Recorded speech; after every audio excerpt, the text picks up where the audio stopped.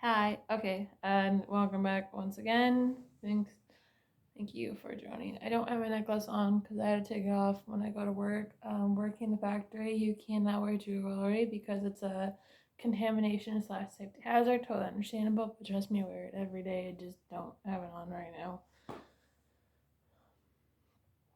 No, don't eat the chain. Another broken necklace chain. Don't eat that chain. No, it's so cute. My Sasser's being extra lovey-dovey today, and it's really, really cute. You're so cute. You're so pretty. Long hair cats are so gorgeous. She's like a long hair. Come here, here. Oh no.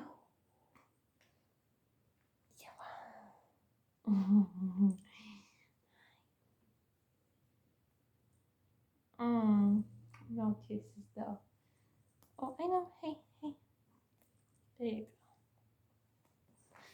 go. Okay, so I wanted to briefly talk about something. I feel like I'm getting a lot more comfortable talking to you guys about videos, and I really want to clarify that this isn't part of what I titled the video, but naturally I'm gonna ramble about something else and then get to what I was trying to talk about. But what was that for anybody that is doing this, which just remember that how many views, how many subscribers you have, it will not matter, or don't let that tie your validation or value to anything. You're not going to get everybody to like you. You will find your group and your people, just like out in the real world. You will find people that you have common things with, that understand you. And remember, you are always allowed to talk about how you are in control and how you are represented and how you represent, and just try your best to be who you are. And we are all human. Every time I wear this shirt, I'm gonna say it every time. So what I wanted to talk about and kind of vent to is there's a saying that has always gone around. I don't since I was growing up, and it's a saying that's just how men are, and I don't like this saying at all. And here's why. Because I think that's such a lame excuse. Not because it's not valid, but it's a lame excuse because it doesn't encourage them to change. And I don't mean change depending on the person, it does depend on the person. And also, it's not just guys. That saying also goes for girls, just like, oh, yep, typical women. So emotional. Men or women, nobody should ever not get encouraged to talk about their feelings. I don't think talking about your feelings is weak. It's the most beautiful risk you can take all the time. Every time. It's the heart of good people, whether they're like creatives, you have writers, teachers, everybody. Literally these people that help keep our lives good and help you, they have that kind of compassion.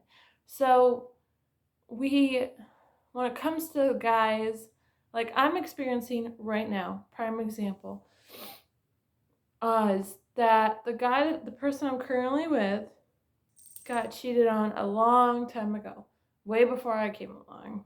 I think I'm his third girlfriend. He got cheated on by his first girlfriend.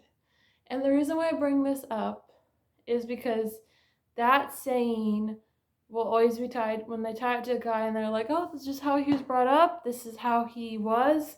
And it doesn't help that society is already enforcing this by men have to know emotion, men have to be strong, men have to be this type of way. And here's the thing that always crazy in my mind is why are we still doing the labeling of what a guy and a woman should be? Because they're more than just their genitals, they're way more than the things you're trying to make them out to be. And at least when it comes to emotional awareness of your feelings, accountability, a guy and girl can either be really good, medium, or really bad at that because they're humans. I don't think lumping them together So I wish, and I do wish we had more. I really wish we had more representations of, when the guy gets his heart broken, or when a guy is struggling to talk about his feelings. I wish we did have more like representations of a girl, and a girl might not even dating the dude, but just giving him that space to feel safe and like he can talk about his feelings, and it won't disvalue his thing as a man. It won't make him look weak, and it won't affect it. And ironically, once again, to each their own. I don't know what everybody wants in the world, so I will just say, from at least from what I like and from like what my mom has liked, is, to me, when I see a guy being vulnerable, and I mean vulnerable, and saying how he feels, and I mean, prime example, I say something or we get into a fight and he goes, "I'm so sorry, babe. We got into a fight, and I'm aware we said some things we shouldn't have said, and I love you, and I will say that I'll own the things I shouldn't have said, and then I would own the things I shouldn't have said, and we would talk and work it out." Like, I want to see that. I really do.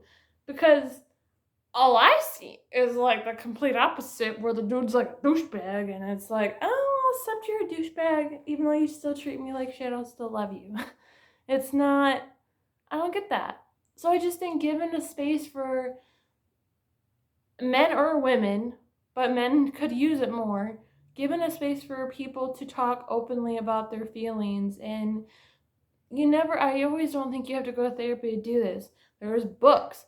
Look into it. And encouraging people to just be people and vulnerable and embrace it and embrace talking about their feelings. Sometimes it's not going to be easy, but giving them a space that they feel comfortable and let them go in at their own pace matters a lot. Feelings don't really make you weak. Ironically, feelings can save you, and I think somebody that doesn't run from their feelings is the strongest person on the... I bet that's one of my neighbors. Is the strongest person on the planet. And guy or girl, we should always teach that it's okay to be who you are and to talk about who you are and to admit when you're in pain and when you're hurt. I don't think we should keep going on this narrative and that excuse of, well, it's just how guys are. Well, it's just how women are. Well, if we're not sitting there and encouraging them and showing them that whether it's a guy or girl, whoever, the world's not everybody's gonna hurt them, then good. Also, on cheating thing, the saying hurt people is so true. It's so true. Cause when I say, and I don't know if anyone's experienced this, but my hair is not bad today. I mean, it's fucking crazy, but it's not bad. It's not bad. I had to say that. My hair is like nice and greasy. Oh, wait. See these? That's from my mama. That's from my mama. From my mom. So, giving them a space. And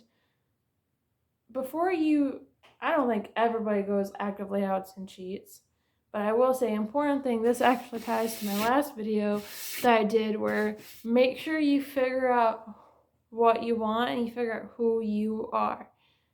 And it's all right if, like, and when you get into relationships, I'm in it right now where, like, after the honeymoon phase, now I'm really starting to see who this person is. And who this person is generally not bad. But it's just like, whoa, how do I now fall in love with the actual person versus... Because whether you move in together or even after a year, you're going to start showing your messy traits. You're going to start showing you're not happy all the time. It's natural because daily life is extremely stressful. Everybody has a lot that they're going through.